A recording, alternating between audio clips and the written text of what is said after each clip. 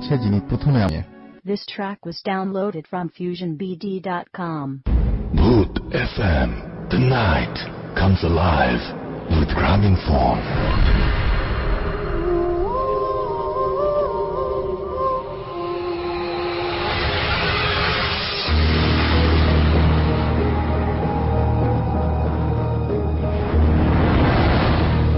Hello, আসসালামু আলাইকুম রাসেল ভাই। আমি শারমিন বলছি নিউ ইয়র্ক থেকে।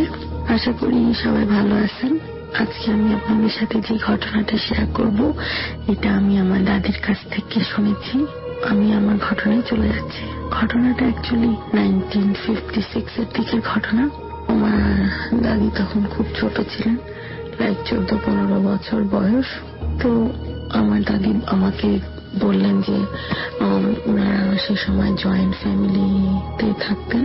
তো জয়েন্ট ফ্যামিলিতে থাকার কারণে উনি চাচাতো ভাই বোন সবার সাথে একসাথে খেলাধুলা করতেন, বড় হয়েছিলেন ওইভাবেই।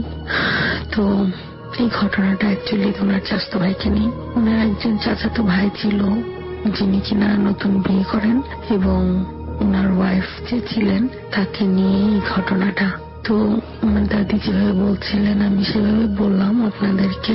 আমার দাদি তখন খুব ছোট, আর বয়স 13 কি 14। তো ওই সময় ওনার চাচাতো ভাই যে বিয়ে করেন নতুন বউ, ওনার বউ বাসায় আসার আর 1-2 মাস ঠিকই ছিল, সবকিছু ঠিকঠাক চলছিল।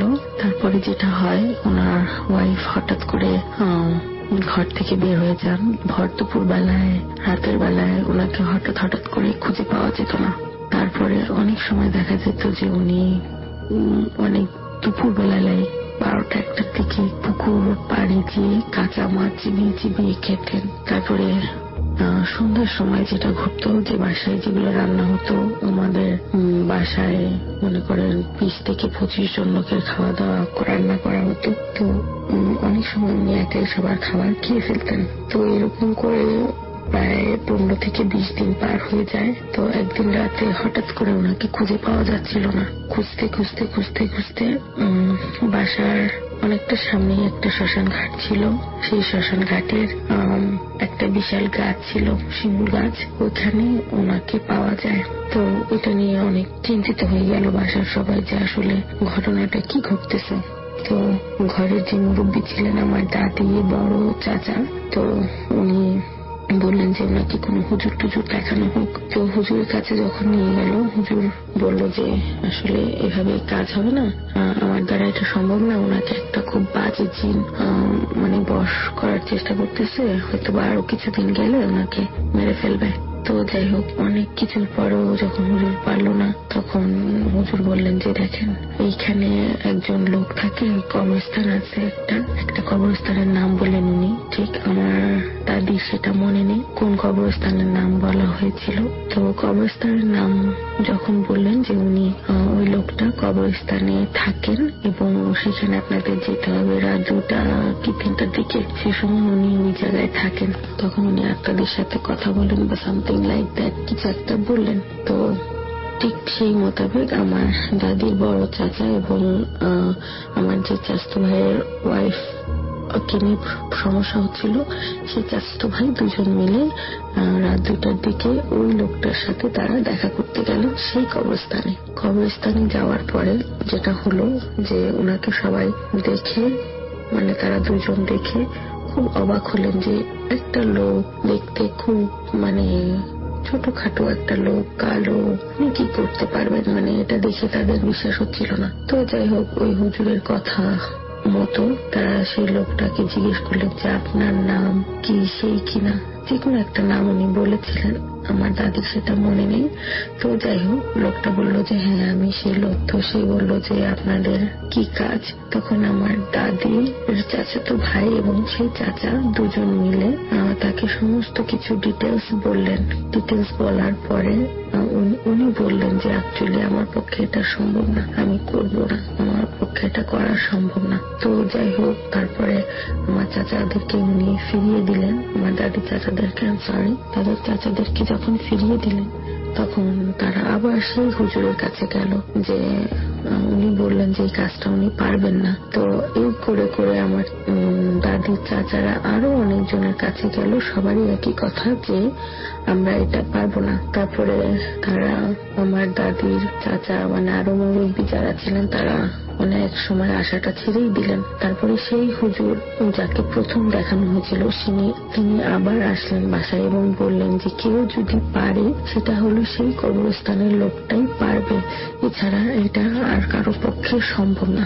তো যাই হোক, আমার দাদির চাচা এবং আমার দাদির আরেকজন চাচা দুজন মিলে সেদিন রাতে আবার ওই লোকটার সাথে দেখা করতে গেলেন। দেখা করতে যাওয়ার পরে লোকটা আবারও তাদেরকে ফিরিয়ে দিচ্ছিলেন, কিন্তু আমার চাচা এবার বুঝতে পেরেছিলেন যে যদি কেউ কিছু করতে পারে তাহলে ওই লোকটাই করতে পারবে। তার জন্য সে কি করলো, তার পায়ে ধরে অনেকক্ষণ বসেছিল এবং তাকে অনেক রিকোয়েস্ট করতেছিল যে প্লিজ আপনি এই মেয়েটার জান বাঁচান। তারপরে লোকটা বলল যে অনেক কাকুতি মিনতি করার পরে যখন লোকটা রাজি হলো তখন উনি বলল যে এটা অনেক কঠিন কাজ, তোমাদের দ্বারা সম্ভব না। তখন সে বলল যে যেভাবেই হোক আমরা এই কাজটা করব, কিন্তু বলল যে এটার জন্য তার হাজবেন্ডকে দরকার, তার যে হাজবেন্ড আছে মেয়েটার সেই হাজবেন্ডকে তার দরকার। তখন আমার দাদি চাচা বলল যে ঠিক আছে আপনি বলেন কি করতে হবে, আমরা তাকে নিয়ে আসবো। বললো যে তোমরা কালকে সন্ধ্যার সময় আমার এখানে চলে আসবা, কালকে যা করার করতে হবে, কারণ কালকে পূর্ণিমা রাত এবং যেটা করার সেই রাতেই করতে হবে। তো যাই হোক, আমার দাদির চাচারা সেদিনের মতো বাসায় চলে আসেন এবং তারপরের দিন সন্ধ্যায় তাদেরকে নিয়ে আমি আমার দাদির দুই চাচা এবং তার ছেলে তিনজন মিলে সেই কবরস্থানে আবার যান, যে ওই লোকটার সাথে তারা দেখা করেন।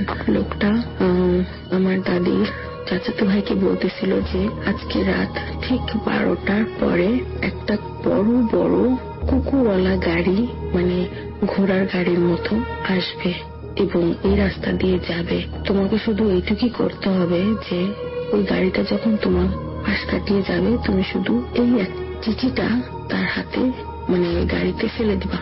এবং ওই লোকটা একটা চিঠি লিখে দিয়েছিল যেটা অদ্ভুত ভাষায় লেখা ছিল, যেটা আমার দাদির চাচাতো ভাই কিছুই বুঝতে পারে নাই। এবং তাকে এও বলে দিল যে কুকুরগুলা দেখতে এতই ভয়ানক থাকবে যে তুমি প্রচন্ড ভয় পাবা, কিন্তু তোমাকে ভয় পেলে চলবে না, তোমাকে মনে সাহস রাখতে হবে এবং তোমাকে অনেকভাবে তারা ভয় দেখানোর চেষ্টা করবে, কিন্তু তুমি যদি একবারের জন্য হলেও ভয় পাও তাহলে তারা তোমাকে মেরে ফেলবে। আর যদি তুমি সাহস রেখে কাজটা করতে পারো তাহলে তোমার ওয়াইফ ভালো হয়ে যাবে।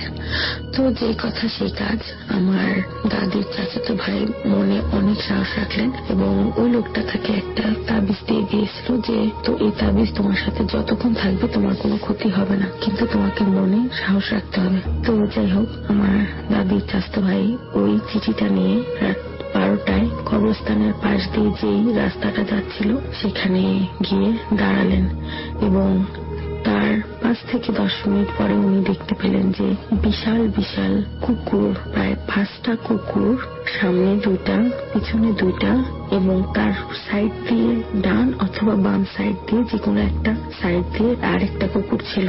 তো আমার দাদির চাচাতো ভাই এটা দেখে ভীষণ ভয় পেয়ে গেলেন এবং ঘাবড়ে গেলেন, কিন্তু উনি সেটা প্রকাশ করলেন না। মনে মনে উনি ভীষণ ভয় পাচ্ছিলেন এবং ওই গাড়িটা যত ওনার কাছে আসতেছিল বিভিন্ন রকমের আওয়াজ করতেছিল এবং তাকে ভয় দেখানোর চেষ্টা করতেছিল, কিন্তু আমার দাদির চাচাতো ভাই কোনো রকমই ভয় পাচ্ছিলেন না, বরঞ্চ উনি দাঁড়িয়েছিলেন। তারপরে যখন অনেক কাছাকাছি আসলো গাড়িটা এবং তার পাশ কাটিয়ে গেল তখন সেই চিঠিটা উনি তাদের গাড়ির মধ্যে ফেলে দিলেন। ফেলে দেওয়ার পরে ওই গাড়িটা চলে গেল, ওনাকে পাশ কাটিয়ে চলে যাওয়ার পরে হঠাৎ করে গায়েব হয়ে গেল। তারপরে উনি ওই লোকটার কাছে আবার চলে গিয়ে বললেন যে উনি চিঠিটা দিয়ে ফেলছে গাড়ির মধ্যে, তো এখন কি করতে হবে। তখন লোকটা বললো যে আপনারা এখন বাসায় চলে যান, আপনি কাল সকালে ঘুম থেকে উঠে দেখবেন যে আপনাদের বাড়ির সামনে একটা টিকটিকি পড়ে আছে, শুধু দয়া করে টিকটিকিটা কবর দিয়ে দিবেন, ভালো করে যেভাবে মানুষের কবর দেন ঠিক সেইভাবেই টিকটিকের কবরটা দিবেন। তো ওরা সেই দিনের মতো বাসায় চলে আসলো এবং পরের দিন সকালবেলায় ঠিকই দেখলো যে একটা টিকটিকি ওনাদের ঘরের সামনে পড়ে আছে এবং সেটা মরা। তো ওই লোকটার কথা মতো সেই টিকটিকিটাকে তারা মানুষের মতোই কবর দিল। এবং পরে যখন আবার ওই লোকটার কাছে যে জিজ্ঞেস করলো যে আসলে ওই টিকিটা কিসের ছিল, তখন বললো যে আপনারা যে গাড়িতে চিঠিটা দিছিলেন সেটা হচ্ছে জিনের বাদশা, এবং আমি ওখানে চিঠিতে লিখেছিলাম যে ওই জিনটা আপনার ওয়াইফকে খুব ডিস্টার্ব করছে, এটা জানিয়ে আমি আপনার হাতে চিঠিটা দিছিলাম। এবং আপনি যখন ওই গাড়িতে চিঠিটা ফেলে দেন তখন রাজা ওটা পড়ে ওর শাস্তি দেন মৃত্যুদণ্ড। তো এরপরে আমার দাদির চাচাতো ভাইয়ের যে ওয়াইফ ছিল উনি ভালো হয়ে যান, আর কিছু হয়নি, এখন পর্যন্ত কিছু হয়নি। তো উনি কিছুদিন আগে মারা গেছেন, আল্লাহ তার বেহেশত নসিব করুক, আপনারা তার জন্য দোয়া করবেন। তো যাই হোক রাসেল ভাই, এই ছিল আমার ঘটনা। Thank you. ইনশাআল্লাহ ভবিষ্যতে আরো আপনাদের জন্য ঘটনা শেয়ার করব। আসসালামু আলাইকুম। Bhoot FM. The night comes alive with Graminphone.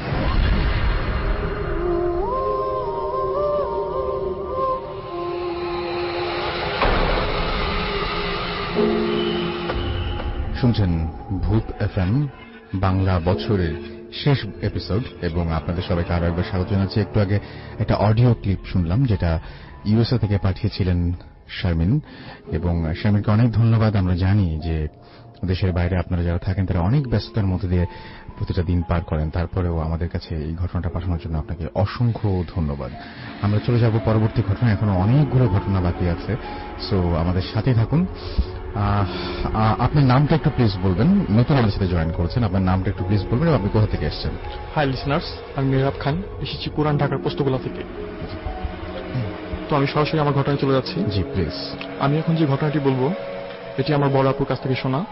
আমার বড় আপু ফ্রান্সের প্যারিসে থাকেন, সেখানে ওনার এক বাঙালি কলিগের কাছ থেকে তিনি সেই ঘটনাটি শুনতে পান, এবং তার বাঙালি কলিগটির নাম হলো ডলি। ডলি আপু আজ থেকে 12 বছর আগে ইউকের ব্ল্যাকলি ফরেস্ট এরিয়ার পাশে কোন এক আবাসিক এলাকায় থাকতেন। সেখানে তিনি যে বাড়িতে উঠছিলেন সেটি ফ্যাবিও ভিলা।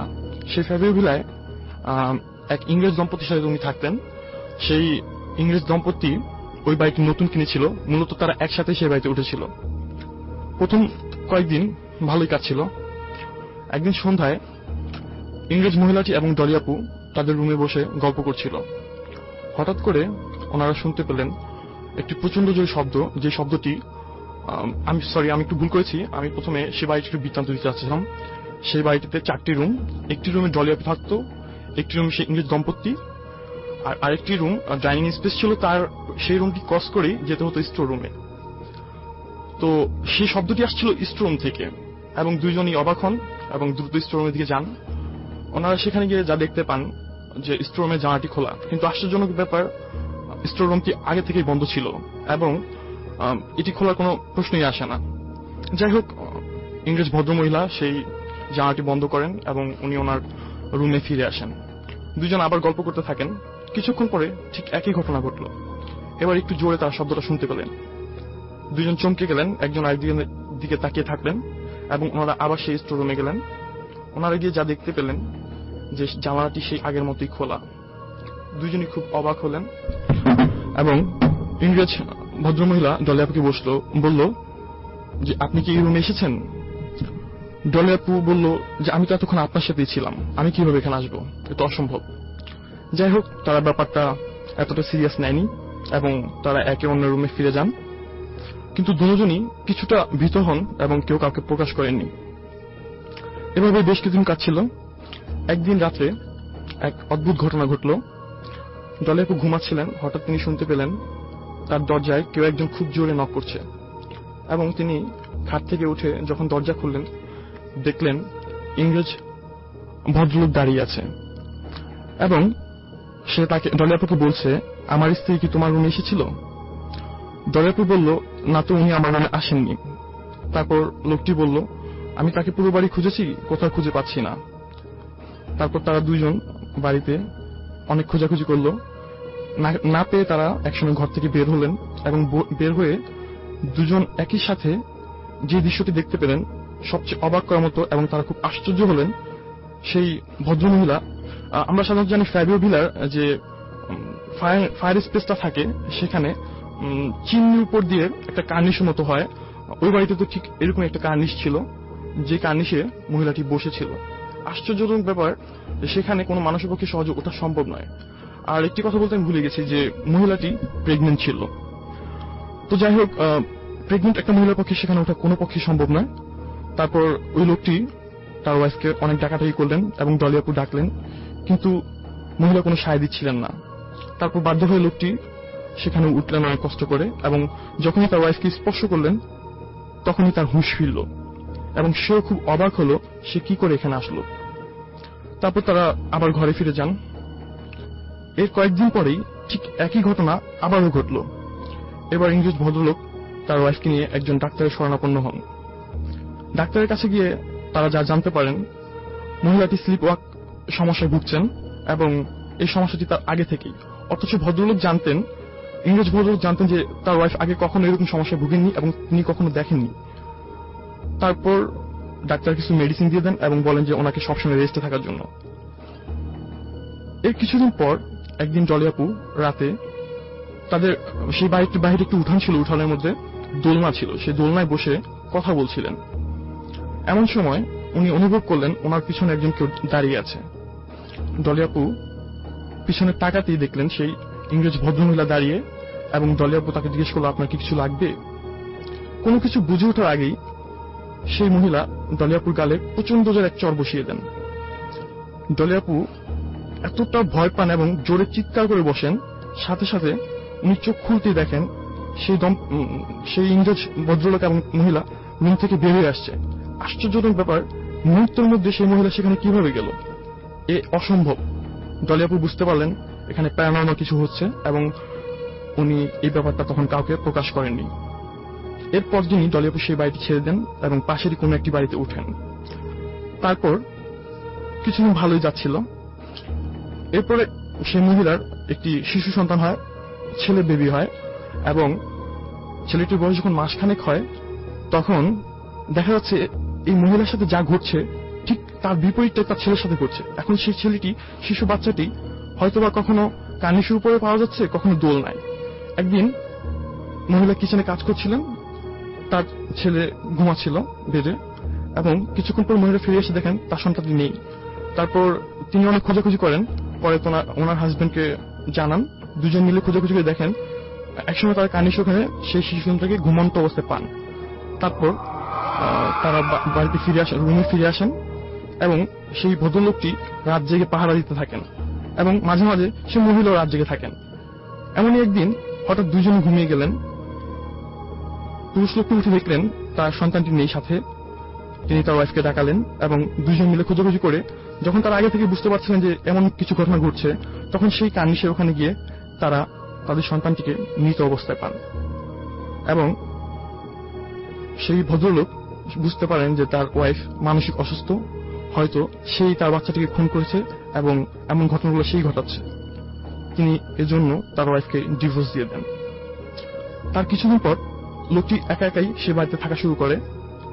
মাঝে মাঝে এমন হতো সেই লোকটি শুয়ে আছেন, ঘুমাচ্ছেন, রাতে মধ্যরাতে সেই স্টোর রুম থেকে কোনো বাচ্চার কান্নার আওয়াজ আসছে এবং সে ঘুম থেকে উঠে গিয়ে সেখানে দরজাটা খুলতে দেখেন এখন আর কোনো কান্নার শব্দ নেই এবং সেখানে কেউই নেই। মাঝে মাঝে তিনি রুমে কাজ করেন এবং জানালা দিয়ে বাইরে দেখতে পান সেই দোলনায় কোনো একটি শিশু বাচ্চা দোল খাচ্ছে। যে তিনি রুম থেকে বের হয়ে যান তখন সেখানে আর কাউকে দেখতে পান না। তারপর রাসেল ভাই, এমনটা হয় যে সেই স্থানীয় গভর্নমেন্ট থেকে সে বাড়িটিকে হন্টেড হাউস ঘোষণা করে এবং বাড়িটি সিলগালা করে দেয়। এরপর থেকে সে বাড়িতে আর কেউ থাকেনি। আশেপাশের যেসব প্রতিবেশী আছে তাদের কাছ থেকে এখনো শোনা যায় যে সেই বাচ্চাটি কখনো বা সেই কার্নিশের উপরে দেখা যাচ্ছে, কখনো বা দোলনায়। ধন্যবাদ। এই ছিল। অনেক ধন্যবাদ আপনাকে। আমরা পরবর্তী ঘটনা যাব, হাতের সময় বেশি নাই, আমরা পরবর্তী ঘটনায় যাব এবং আমাদের সাথে আরো একজন অতিথি আছেন। আপনার নামটা প্লিজ একটু বলবেন এবং আপনি কোথা থেকে এসেছেন? হ্যালো লিসেনার্স, আমি ফরদ হোসেন রনি বলছিলাম। আমি ড্যাফোডিল ইন্টারন্যাশনাল ইউনিভার্সিটি থেকে এসেছি। ওকে, শুনি আপনার ঘটনা। ঘটনাটি আমার দূর সম্পর্কে নানার কাছ থেকে শোনা। আমার নানুর বাসা হচ্ছে সন্দ্বীপ। তো ওই নানার কাজ ছিল যে রাতে খেতে দেখতে যাওয়া অথবা খেজুর রস চড়ানো। তো এমন একটি রাতের ঘটনা বলছি। তো একদিন নানা গরু গাড়িতে যেত আর কি ক্ষেত দেখতে। তো রাতে যখন অনেকটা পথ গেল, তো যাওয়ার সময় দেখলো যে কতগুলা ধানের গোলা, যেটা ওই সন্দীপের ভাষায় ডুলি বলা হয়, তো সামনে অনেক হাই স্পিডে একের পর এক যাচ্ছে। তো তিনি প্রথম ভয় পেলেন না, ভাবলেন হয়তো বা হ্যালোসিনেশন বা চোখের ভুল ধারণা। তো অনেকক্ষণ যাওয়ার পর দেখলেন, অনেক দূর তাকালেন যে একটা আলো মিছিল যাচ্ছে এবং মিছিলগুলো অনেকগুলো মানুষের মধ্যে দেখা যাচ্ছে কিন্তু তাদের হাতে আলো, এবং তাদের মিছিলের স্লোগান ছিল, কিন্তু স্লোগানের ভাষাটা তিনি বুঝতে পারছিলেন না। ভাষা ছিল একটু ছন্দ টাইপের, কিন্তু কি ভাষা সেটা বুঝতে পারছিলেন না। তো অনেকক্ষণ যাওয়ার পর যখন মিছিলটির সাউন্ড আস্তে আস্তে কমে গেল এবং মিছিলটিও চলে গেল, তো সামনে যে ধানের গোলাগুলা ছিল একের পর যাচ্ছিল সেটাও কমে গেল। তো সাথে তিনি গরু থাকায় গরুগুলা অনেক লাফাচ্ছিল, সামনে এগোতে চাচ্ছিল না। তো নাও চাচ্ছিল সামনে এগোতে, কিন্তু গরু এগোতে চাচ্ছিল না।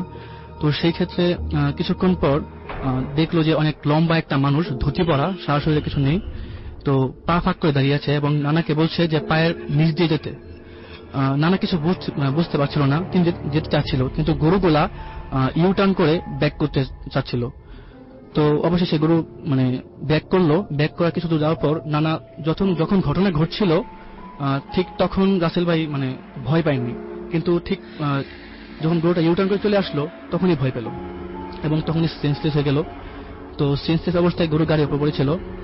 তো সকালে যখন উঠলেন তখন দেখলেন যে তিনি গরুর গাড়ির উপর পড়ে আছেন। তো বাসায় গেলেন, বাসায় গিয়ে কাউকে কিছু বললেন না। তো কিছুদিন পর এক হুজুরকে বললেন। তো হুজুর যেভাবে বর্ণনা দিল ঘটনাটার, তো ঘটনা ছিল যে ওই আলো মিছিলগুলো ছিল হয়তো জিনের, কোন হিন্দু জিন সম্পত্তির। তো ওই হিন্দু জিন হয়তো কেউ মারা গেছে, তাদের সৎকারের জন্য নিয়ে যেতে চাচ্ছিল, এবং ওই যে লম্বা লোকগুলো ছিল সে আসলে বাধা দিচ্ছিল যাতে না যায়, এবং নানা বারবার যেতে যাচ্ছিল দেখে তাদের ডিস্টার্ব হচ্ছিল, এবং সে চাচ্ছিল শাস্তি স্বরূপ ওই পায়ের ফাঁক দিয়ে যাক, এবং পায়ের ফাঁক দিয়ে গেলে হয়তো বা তার নানার মৃত্যু হতে পারত। আপনাকে অনেক ধন্যবাদ। আমাদের ছোট্ট একটা বিরতিতে যেতে হবে এবং বিরতির পরে আমরা আবারও ফিরে আসবো। সো কোথাও যাবেন না, আমাদের সাথে থাকুন।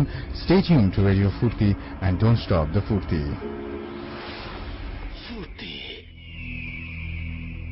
সূর্যের আগে আমি পাখিদের ঘুম ভাঙি। ভূত FM, the night comes alive with Graminphone.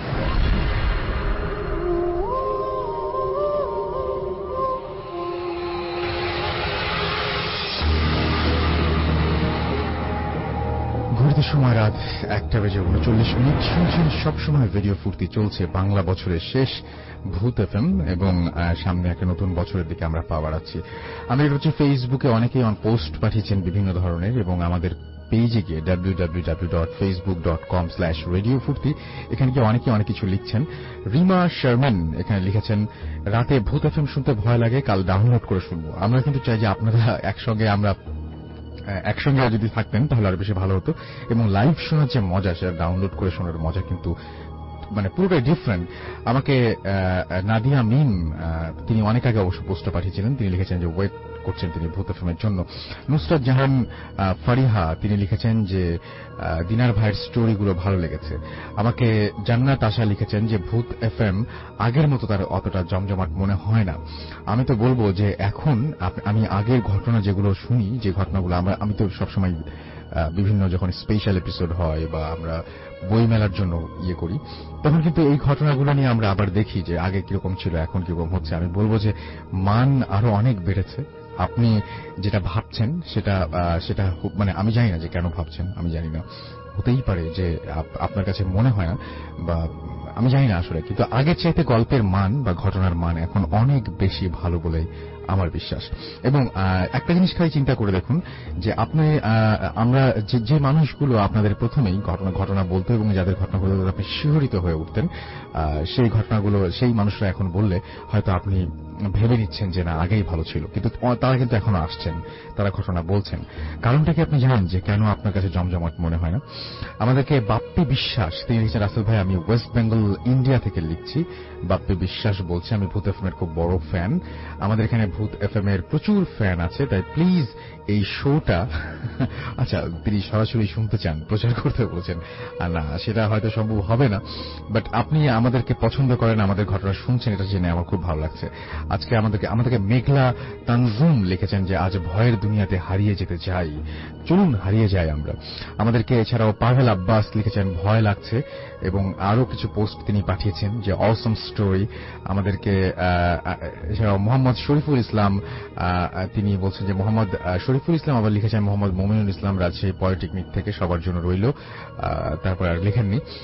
আমাদেরকে আরো অনেকেই এখানে দেখছি পোস্ট পাঠিয়েছেন, আপনারা গিয়ে কিন্তু আমাদের পেজে পোস্টগুলো পড়তে পারেন, এবং আপনি নিজেও কিন্তু সেখানে বিভিন্ন পোস্ট পাঠাতে পারেন, লিখতে পারেন কেমন লাগছে না লাগছে। আমরা পজিটিভ এবং নেগেটিভ সবকিছুই আপনাদের কাছ থেকে জানতে চাই এবং জেনে নিতে চাই, এবং আপনারা যদি কারণটাও লেখেন তাহলে খুব ভালো হয়।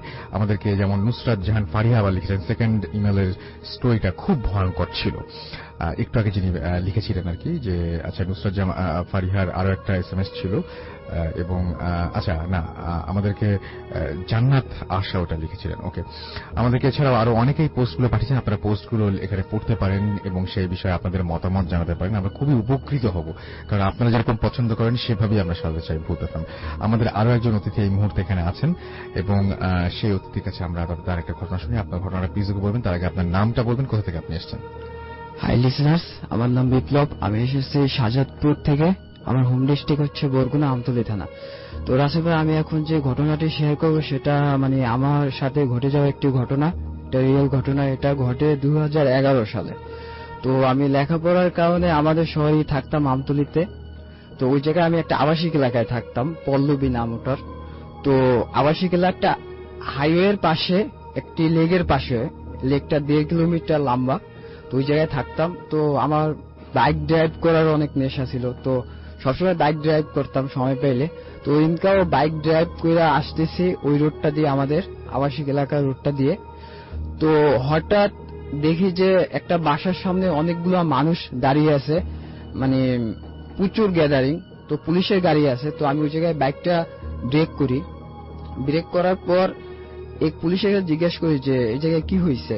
তো পুলিশ আমাকে বলে যে এই জায়গায় একটা সুইসাইড হয়েছে কিছুক্ষণ আগে। আমি কিভাবে সুইসাইড হয়েছে? যে গলায় ফাঁসি দিয়ে মারা গেছে একটা মেয়ে।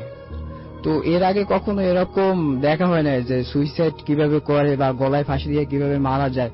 তো আমি একটু ইন্টারেস্ট হয়ে আমি ভিতরে যাই, অনেক গ্যাদারিং মানুষ, তারপরও কষ্ট করে যাই। তো এক আঙ্কেলকে জিজ্ঞেস করি যে কোথায় মারা গেছে, আমাকে একটু দেখান তো। তো সবাই দেখতেছে কিন্তু আমি দেখতেছি না। আমি তারপরে উনি আমাকে হাত দিয়ে দেখাই দিল, ওই যে দেখো উপরে ঝুলতেছে। তো রাসেল ভাই, আমি মানে এভাবে দেখবো আশা করি নেই, মানে লাশটা ঝুলতেছে আর মুখ দিয়ে রক্ত বের হইতেছে। তো আমি দেখে একদম শক্ট হয়ে যাই। তো আমি ওই জায়গায় প্রচন্ড ভয় পাই।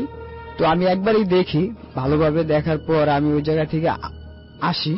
তো দেখার পরে আমার শরীরটা একদম ভারী হয়ে যায়। ওই জায়গা থেকে আমি অনেক কষ্ট করে আসি, ভয় পাই, প্রচন্ড ভয় পাই। তো আমি বাইক নিয়ে বাসায় আসি, বাসায় এসে গোসল করি, খাই, তারপর একটু শুই। শোয়ার পর আমি ঘুমিয়ে যাই। তো সন্ধ্যার সময় আমার ঘুম ভাঙে। ঘুম ভেঙে দেখি আমার গায়ে প্রচন্ড জ্বর, মানে খুবই প্রচন্ড জ্বর। তো আমি আয়নার কাছে যাই, আয়নার কাছে যাই দেখি যে আমার চোখে রক্ত উঠে গেছে। তো আমি নিজের চেহারা দেখে নিজেই ভয় পাই যে এভাবে হলো কেন। তো আমি আমার 2টা বন্ধুকে ফোন করি।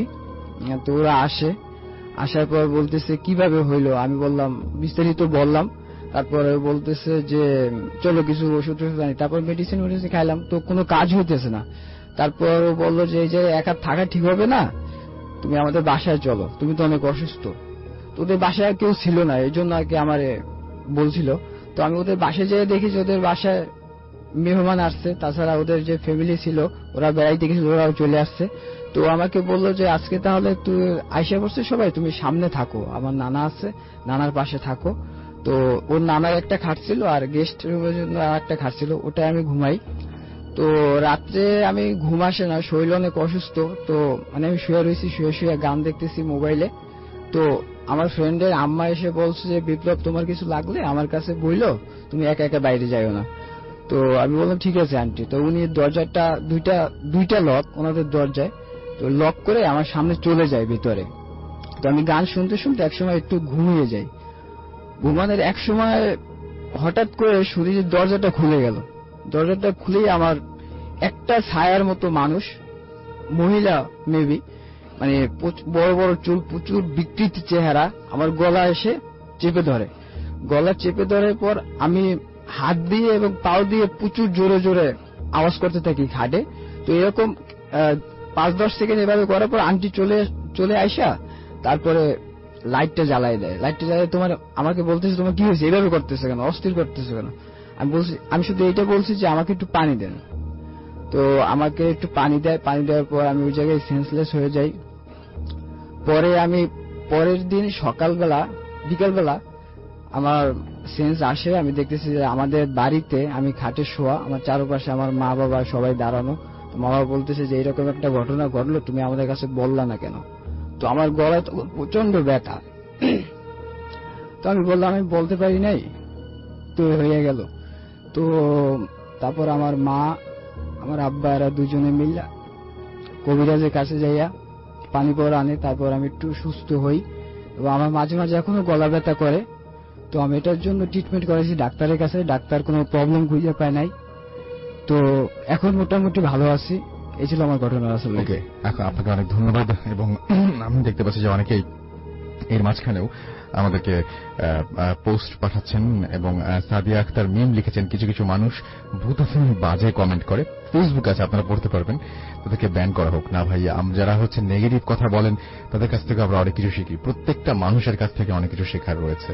আবার মানে এবং সত্যি কথা বলতে যে হয়তো অনেকে আমাদের ভালো চান বলেই বলেন, সেটার জন্য আমরা চাই যে না, সবাই থাকুক, সবাই মিলে আমাদেরকে খারাপ বলুক ভালো বলুক আমরা একসঙ্গে থাকি। আমাদেরকে এছাড়াও আরো অনেকেই SMS করছেন। আমি দেখতে পাচ্ছি রাব্বি আমাদের SMS করছেন। অনেকে আবার ভূতাফের মান বেড়েছে এটা বলছেন এবং আমি দেখতে পাচ্ছি যে বুড়িও আমাদের SMS করছেন। আমি খুব খুশি হলাম যে মান বেড়েছে এটা তিনি বলছেন এবং তিনি এটা ফিল করছেন। যারা ভাবছেন যে মান বেড়েছে বলে নিজেদের ঘটনা পাঠাবেন না, তাদেরকে এটা মনে করার কোনো কারণ নাই। আপনার ঘটনাটা আপনার কাছে খারাপ লাগতে পারে, আমাদের কাছে ভালো লাগতেও পারে, আমাদের লিসনারদের কাছে ভালো লাগতে পারে। তার সামনে মানে দাঁড়িয়ে আছে, তো উনি ভাবলেন হয়তোবা যার বিয়ে সেই আসছে। তো উনি খাটের থেকে উঠে বসলেন খাটে এবং বলতে লাগলেন যে আপনি কেন কষ্ট করে আসলেন, অন্য কাউকে পাঠিয়ে দিলেই হতো, আর আমি একটু আগে খেয়ে ঘুমিয়েছি। তো উনি আর কোনো কথা বলতেছে না। তো উনি জাস্ট একটু ওনার দিকে ঝুঁকে ওই খাটের মধ্যে সেই থালাটা রাখলেন। তো থালাটার মধ্যে 2টা মিষ্টি ছিল এবং 1 গ্লাস দুধ ছিল। তো এটা উনি দেখার পর যখন তার সামনে সে মেয়েটা লাল শাড়ি পরা যে ছিল, তো সে তার দিকে তার মানে মুখে যে ঘুমটাটা ছিল সেটা উঠে যখন তার দিকে তাকায়, তো উনি যে ফেসটা দেখে মানে সেটা যেন উনি মোটেও প্রস্তুত ছিলেন না। তো ফেসটা এমন ছিল যে আপনার যে কালী, হিন্দু ধর্মে যে কালী মূর্তির যে প্রতিকৃতিটা থাকে যে জিহ্বা বের হওয়া, তো উনি দেখে যে সেম ওই রকম একটা ফেস, খুব বিকৃত একটা ফেস এবং তার জিহ্বা বের হয়ে আছে। তো উনি এটা দেখার সঙ্গে সঙ্গে উনি সেন্সলেস হয়ে যান। তো যখন ওনার জ্ঞান ফিরে তখন ওই বাসার সব লোকজন তার সামনে ছিল। তো তাকে জিজ্ঞেস করতেছিল যে উনি এই রুমের ভিতরে কিভাবে আসলেন। তো উনি বলেন যে আমি রুম খালি পেয়ে রুমের ভিতরে আসি। তখন বাড়ির সবাই বলতেছিল যে এই রুম তো সবসময় তালা দেওয়া থাকে আর এটা হচ্ছে তাদের স্টোর রুম। তো তখন উনি সবাইকে দেখান যে সেই থালাটা স্টিল ওই রুমেই ছিল এবং রুমে উনি যে সেন্স হারানোর আগে যে উনি যেটা দেখলেন যে 2টা মিষ্টি সেখানে ছিল এবং মিষ্টি যদি একটা পাত্রে রাখার পর উঠিয়ে ফেলা হয় তো সেখানে কিন্তু মিষ্টির রসগুলো থেকে যায়। তো উনি এটা সবাইকে দেখালেন এবং গ্লাসে যে দুধ ছিল সেই গ্লাসটা পর্যন্ত উনি সবাইকে দেখান। আর তারপর উনি যেটা জানতে পারেন সেই বাসার সবার মুখে যে ওই বাসাটা আগে ওনাদের বাসার মন্দির ছিল, ওনারা মানে কালী মূর্তির আরাধনা করতেন। তো সেটা বেসিক্যালি একটা মন্দির ছিল। তো বাট ওনাদের বাসা যখন পুনরায় কনস্ট্রাকশন করা হয় তখন সেই রুমটাকে তারা বাসার অংশ করে নেয় এবং মন্দিরটাকে বাসার অন্য একটা বাসা করা হয়। তো এই ঘটনা ঘটার পর উনি আর ওনার ওয়াইফ ঠিক তার পরের দিনই ঢাকায় চলে আসেন এবং তারা সেখানে সে বিয়ে তারা অ্যাটেন্ড করেননি। তো রাসেল ভাই এই ছিল আমার ঘটনা। ধন্যবাদ আপনাকে। অনেক ধন্যবাদ আপনাকেও। অনেক ধন্যবাদ আপনাকে দিনার, আপনার ঘটনার জন্য। আমরা চলে যাব কিছু SMS এ। আমাদেরকে রাফসি SMS করেছেন বসুন্ধরা থেকে, এছাড়া আমাদেরকে রকি SMS করেছেন কাকরাইল থেকে। আজকের ভূত এফএম অনেক ফাটাফাটি হয়েছে। সুজন আমাদের SMS করেছেন, আমাদেরকে HM রিমান আমাদেরকে SMS করেছেন। এছাড়াও দেখতে পাচ্ছি আমির অর্জুন ইসলাম, আচ্ছা আমি অর্জুন ইসলাম, মানে তিনি অর্জুন ইসলাম এটা লিখেছেন।